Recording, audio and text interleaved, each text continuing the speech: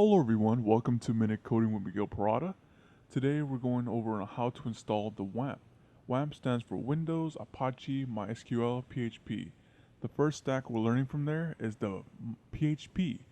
Now, first we'll do here is just go to that, type it in Google, hit the download button, hit save it whatever you like, and then from there it'll take a small while, so I'll just speed it up here. And once that's over with, you'll be greeted by a couple of prompts here. Just please go through the prompts and you save it whatever directory you want to.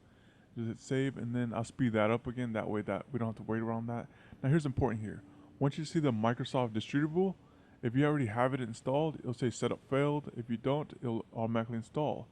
Now lastly, you'll give it access to your firewall right here so it can actually run, and then it will automatically launch up, and there you have it. Thank you for watching.